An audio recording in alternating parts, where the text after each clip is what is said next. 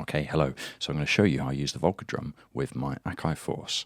The Volca Drum sounds great. It's got a lovely sound engine, but obviously it's limited with the controls that are on the unit. They're very small, and the sequencer is, it's fun, but it's kind of limited. You can chain patterns, but, So in order to make the Volca Drum respond to note-in messages from another device, you have to set a particular setting. So hold function and turn it on. And then there are settings here. Number 7 is MIDI short message. That needs to be on so it can receive note data. And number 6 is MIDI clock, whether it's internal or auto. So you want it on auto so that when I press play on my main sequencer, the Force, it sends clock data to the Volca Drum, and the Volca Drum plays, and crucially it matches the tempo from the MIDI clock. There are 2 reasons why you might want to do that. The waveguide resonator, when the tune is at a very low setting, acts like a pseudo delay, and by sending it the clock data it puts the delay in time.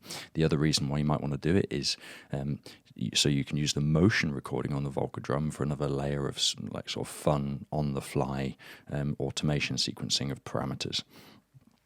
So once you've set your options here, make sure 6 and 7 are on, press the record button, it saves those options into the drum. Another good thing you need to know is in the Volca Drum architecture, there's 6 voices, and there are a couple of ways to address those voices. You can either have them all addressed on MIDI channel 1 and different notes that are sent to it play the different voices, or you can have a split MIDI channel so that each voice has got its own MIDI channel. So the 6 voices are channels 1 to 6. So to set that, if you hold you hold the record button and turn it on. Yeah, so when it's set like this, this is MIDI 1 to 6, this is split channel mode. If there's just one light lit, it will just respond to MIDI data on that MIDI channel, and then the notes define the voice that plays. But if you just turn off the light of whichever's lit, then it shows 1 to 6, and that's what we want for this example here. Another important point to note with the Volca Drum, there are 2 things you can save. You can save a program and you can save a kit. And there is always a kit associated with a program. And what I've done is to save kit number 1 to program number 1 and kit number 2 to program number 2 and so on. Because when you send it program change messages, it will change the program. It won't specifically change the kit. So if you want program change to number 1 to set it to kit number 1 on the drum, you need to have kit number 1 associated with program number 1. So when I press play on the master sequencer here, it will press play on the Volca Drum as well. So what I also want is for there to be no sequencer data in the patches that I'm going to use, or in the programs I'm going to use. So I'm going to load, let's load program number 5. And then we'll have a look and see if there's any sequencer data in there. So we'll choose voice 1, edit step. No, there's nothing on voice 1, 2, 3, 4, 5, or 6.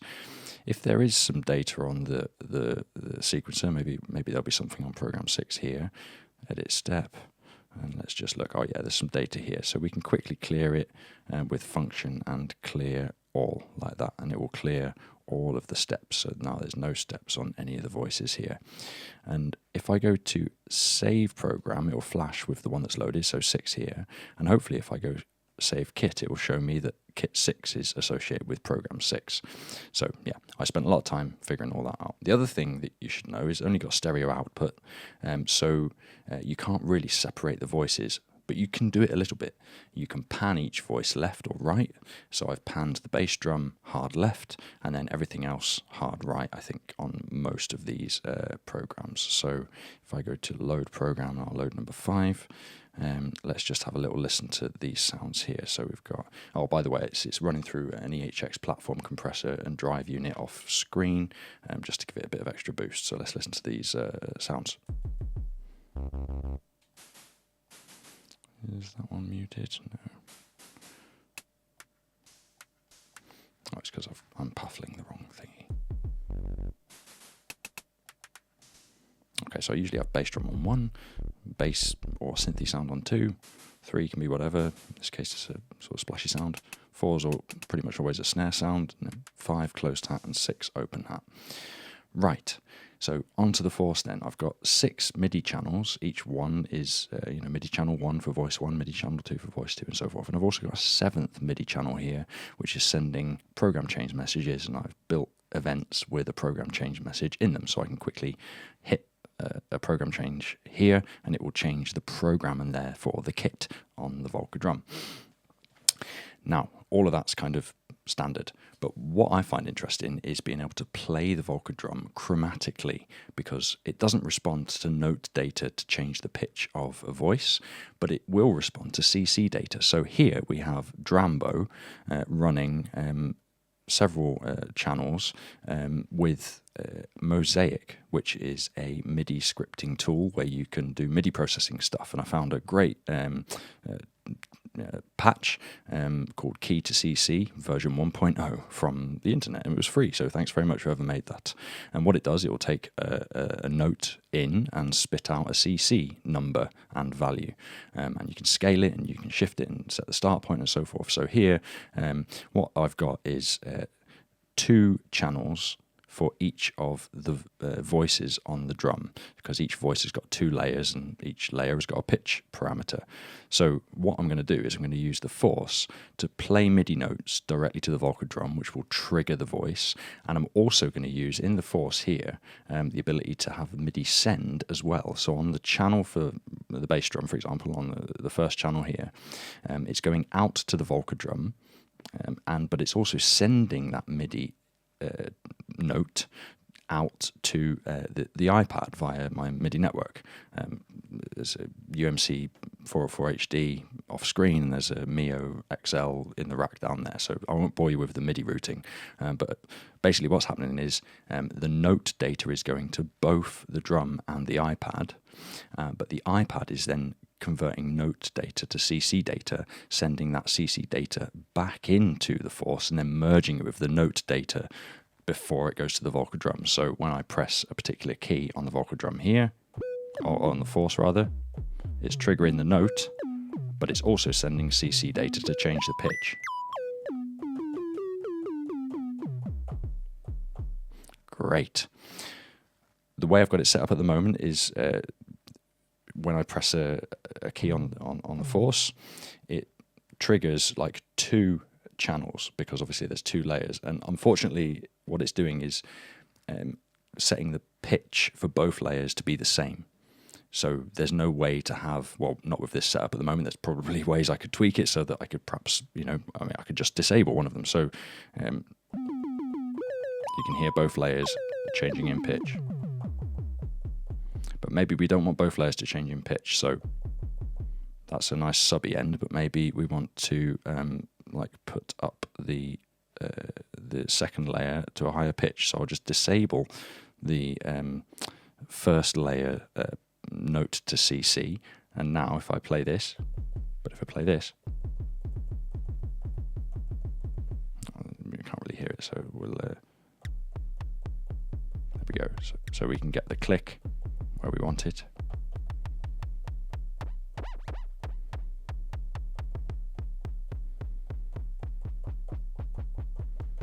So it's just changing the pitch of the second layer. There's probably a more elegant way to do that, or sort of a more flexible way. But for now, anyway, we'll just have both layers being absolutely set to the pitch. So let's maybe just have a little listen to how it sounds. I'm just going to turn up my headphones so I can hear myself a bit better. Right, so let's play. We'll put in something here. So with the Force, I like to pick a note. I'll turn off the harp. That's cool. Right, here we go then. Let's have something a bit louder than that.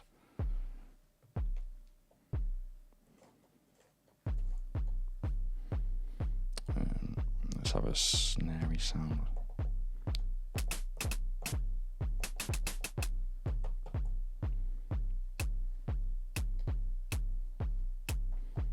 That's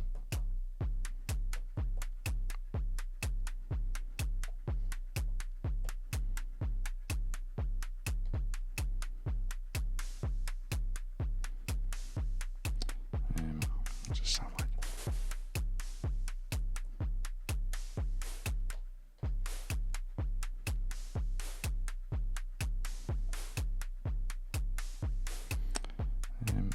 The other good thing about the Force is if you go to mono mode, you get to see twice the length. Someone else was talking about not having 64 steps visible in a sequencer and it being annoying, but with the Force it's great, you can do it. It's a bit of a faff around to switch velocities and then go back to this one. Maybe something like this.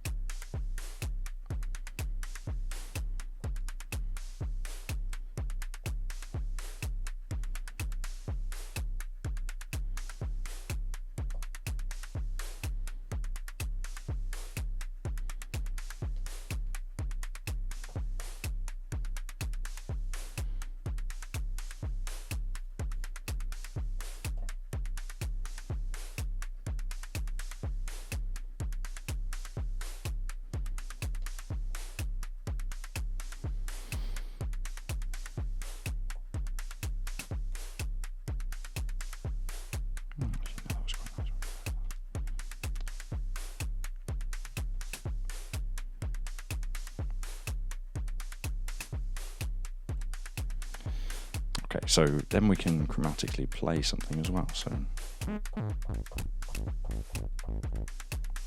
let's just record something here.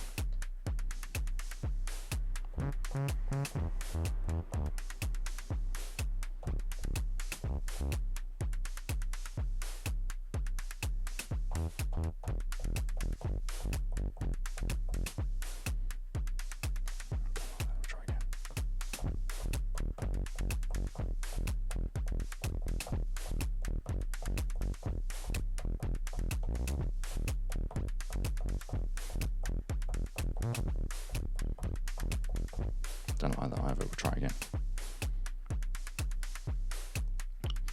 Maybe we want a bit more release on it as well.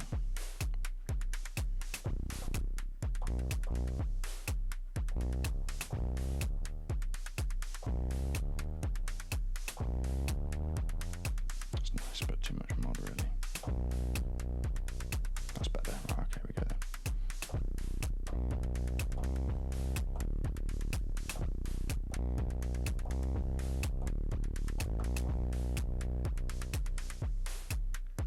That's good. Let's try again.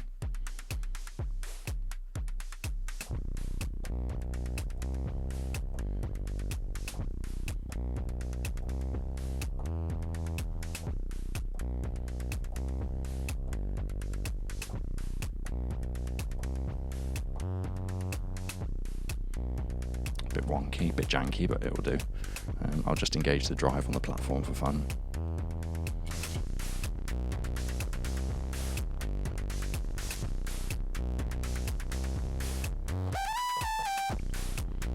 It's fun to interrupt it.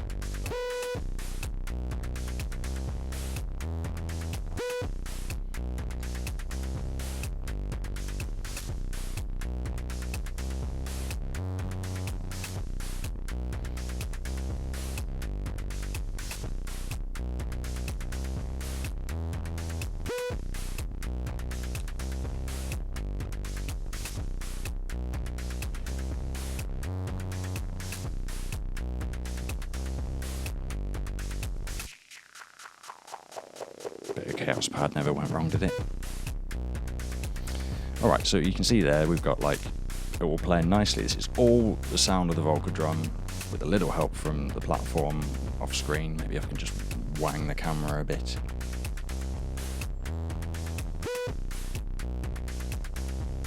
So there's a platform filter.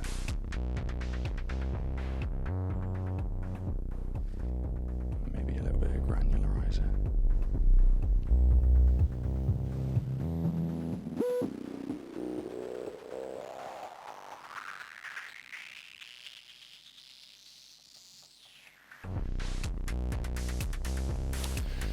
Alright, so I hope that was inspirational, and maybe you can use your Volca drum chromatically if you've got some kind of way to change MIDI notes to CC, and using Mosaic with this key to CC patch is a super easy way of doing it, and the way I found is just to set the controls like this. So start note, the lowest, octaves the highest, instant timing, and the two CC numbers you need are CC26 for layer 1 pitch and CC27 for layer 2 pitch.